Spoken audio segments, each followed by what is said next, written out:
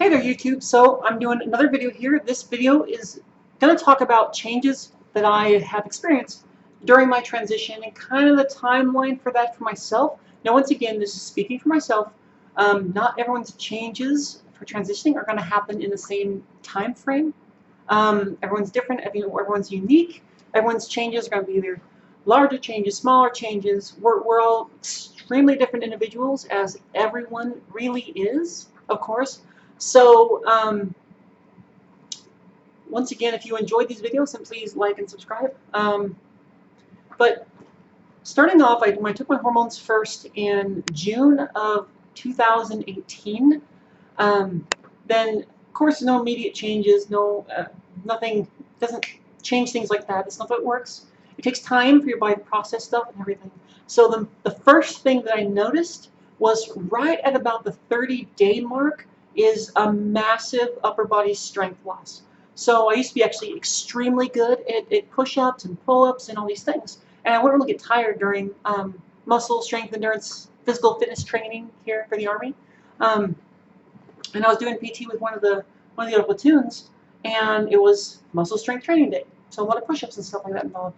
And right at that 30-day mark, right around there, within a couple of days, then we're doing push-ups, and I realized I was getting really, really tired, really, really fast. My upper body was losing that strength at an extremely rapid rate.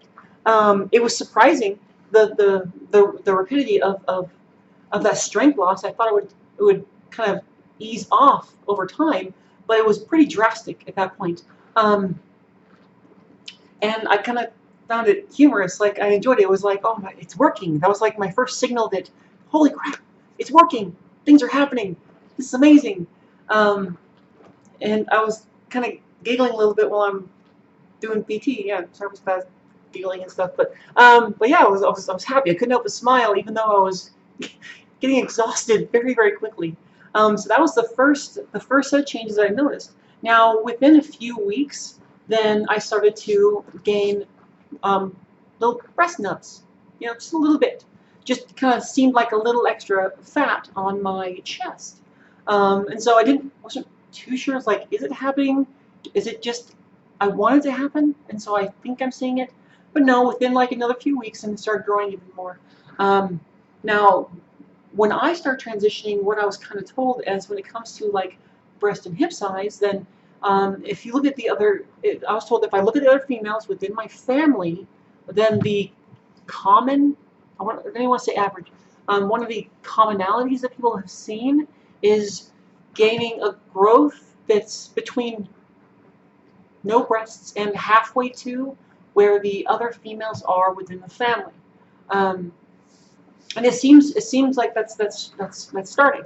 And I say that because a year in, and I'm B cups now, which is cool. That's awesome. And it's only a year in. And breast growth will continue for anywhere from 3 to 6 years is when that breast growth will continue. So if I'm gaining this quickly, then I might have a higher chance of having decent sized breasts, which is, to me, is great. It's one too big, but but that's kind of neat, a kind of neat idea, and I'm happy that I'm getting that growth. So I also, within a few months from there, so we're thinking around like what, 4 months, 4.5 months.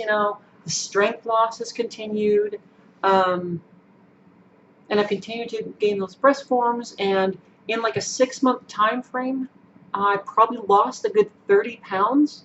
A lot of muscle weight I lost, and then I kind of stabilized a little bit and then gained a bit. And I think it's because I lost those muscles went away very quickly, right? But then at also that point, about that 5-6 month mark, is where I actually started to put on a little extra fat, like little layers of fat on my skin.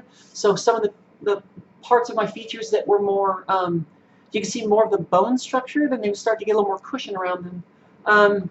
At the same time, slimming my neck and things like that.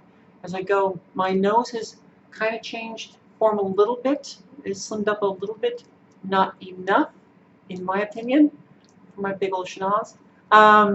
I hope that continues. But some have told me that they have noticed that has changed, so that's good. My skin has changed. It's softer.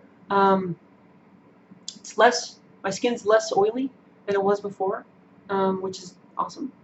Um, and these changes have just kind of continued from the moment that I started hormones, and I just find it fascinating. Now, some of the other things that, oh, my hips have grown 2 inches as well. So there's some more of that weight being put back on there. But that's awesome though. I'm actually getting some hips. I've never had much of a butt in my life, so getting one now is, to me, is pretty exciting. I like it. But yeah, so those are the changes so far. Now, other changes that I've had to bring up a few times in classes, because I teach a lot of transgender, gender transition classes in the military. I've taught about 6 so far, I believe, maybe 7. But it goes about the changes and things like that. And I also try to leave a large amount of time open for questions, even questions throughout. And so, of course, some of the questions I've gotten are, well, what if somebody just wants to take hormones and start the transition just so they can make the PT test easier, and then stop the transition after the gender markers change, because then the Army PT test would be easier. I kind of enjoyed answering this one, so the answer I provided for that one was, well, for one thing, all the individuals I know that complain so much about the PT test are normally soldiers I've seen that are failing their physical fitness test, and their argument is, well, if it was the female PT test, then I would have passed. Okay, sure, eye roll. That's what my brain looks like, got it. But I haven't seen anybody who is actually good at PT and does PT on their own exercises that really complains about that. So if someone starts taking hormones and they're already either failing or close to failing their PT test, then what in the Army they don't pay attention to is you have to be able to pass these the PT test and all standards based on your gender marker and DIRS. And so if at that 30-day mark you have such a significant strength loss that I did, and you are either almost failing or failing, then there's no way you're going to pass. And so before your gender marker even changes, then you may continue transition till you're out, but you'll get kicked out of the Army because you're still required to maintain standards with those things. So body fat standards, PT test standards, and things like that. If you can't maintain that, then you're not protected from getting kicked out of the Army for not meeting the standard. You're required to meet the standard at all times. My gender marker wasn't finished changing by the time I had a PCS to go to the Equal Opportunity Management School, and I had to take another PT test. It was 6 months. It was time. I had to before I leave. And plus, you take one before you go to school and for your PCS and things. And so I had to take the PT test, which means I had to take it as my gender marker and change based on the male standard. So I wasn't able to do it as well as I did before, but since I maintained my fitness and I did so well, then I still passed better than some of these other soldiers. So instead of doing like 77 and 45 seconds like I normally do and getting up, then it took me the entire 2 minutes and I was able to only get like 64. So that's a significant difference from what I used to be able to do. But I maintained my physical fitness. I was still able to pass and continue on. So, and I had no issues with sit-ups, which were the exact same as I always have been, right? So there wasn't a lot of big changes there. So if they're trying to do that, then, and they're already not passing, they're going to end up getting kicked out beforehand. So it kind of makes that question moot. Now, at the same time, what I explained, like if someone's good at PT and they continue that stuff, one, I still get hormone checks. But every 3 months, I get my hormones checked to check my levels. Because one, I want to make sure my levels are normal, and that's what I'm supposed to do. So if we need to adjust my medication, my estrogen up or lower, or my spironolactone up or lower, then we can make those adjustments and see what my current hormone levels are. Because I want them to be as stable as possible, because that helps to increase my feminization and my transition. You can't just choose to. When it comes to the military, hormones is a part of the transition. I realize in the civilian world, you don't necessarily need hormones. It's not a requirement for a lot of things. In the military, the Army, you have to take hormones when you're transitioning, whether it be testosterone for female to male or estrogen for male to female. So you can't just choose to stop and just be like, yay, back to PT test. Now, I also explained to the individual that there's other things that you're not thinking of. So if a person identifies as male, is male, it's born male and identifies as male, but just wants to take hormones for long enough to transition just to get the PT test easier. Let's go ahead and find, we'll ballpark that one. Several other things are going to have to deal with, okay, that are not reversible, okay. One, breast growth, okay. Breast growth that I've gained, if I stop taking hormones and I start taking testosterone, they're not going away. So now you're a male who identifies as male, who's always identified male, and you got boobs. So have fun with that one, right? That's why trans men, female to male, they go get top surgery and get the chest removed because it doesn't just go away. You can't just gone. It doesn't work like that. At the same time, another very common side effect for male to female transitioning is erectile dysfunction. So me, it's a blessing to me. I am so glad that I have it. I'm glad it doesn't work. I don't want that to work or do anything functional, right? Besides bad news. I don't like it. And so I like it. I'm happy with it, right? And normally for someone who wants to maintain that, a lot of times it's a little more regulation thing. Now that's not everybody. Some people have full functionality and everything. I'm not trying to get vulgar stuff, but some people have full functionality and can use it the whole way through. Good for them. Good for you. If that's what you like. But that's not guaranteed. So if you're born male, identify as male, and you're taking hormones, then you get to my position. What I've experienced, what I have dealt with is erectile dysfunction. It basically doesn't work. So, and again, I like that, but if you identify as male and are male, born male, right, then can you be okay with that erectile dysfunction? So you can take a few push-ups off your PT test. So, I mean, more power to you if that's what you want to do, but there's also a big process to it. So let's say you get that point, then sure, those are some things you might deal with. But even to be able to start, one, you couldn't just choose now, because with the trans ban, if you get a diagnosis after April 12th of this year, then you're going to get checked out of the military. That's just the policy as right now. There's a lot of stipulation things that go along with it, but you're going to get checked. You're not going to be able to serve.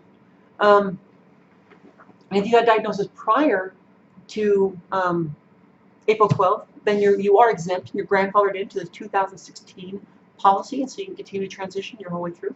Like myself, I'm currently safe from being kicked out currently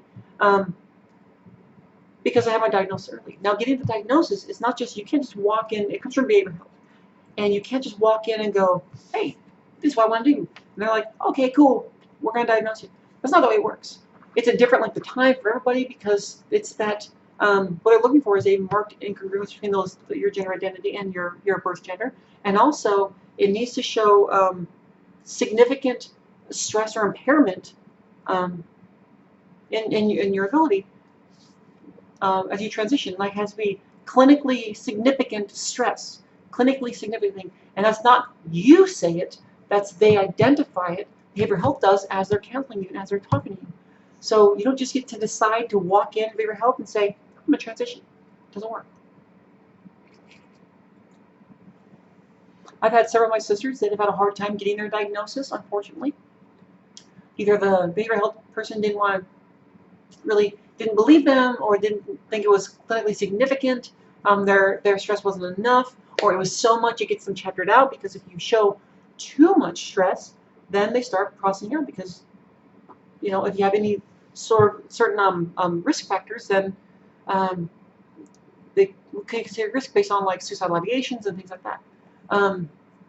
If you don't show enough stress, then you don't get the diagnosis, and so it makes that really hard. It's like walking a fine line as you're attempting to just be diagnosed. So it's not as easy as people think it is, as some people think it is, to just walk into a clinic and go, "I'm trans, I need a diagnosis." It's normally not that easy. Mine was pretty quick, but that's also not the standard.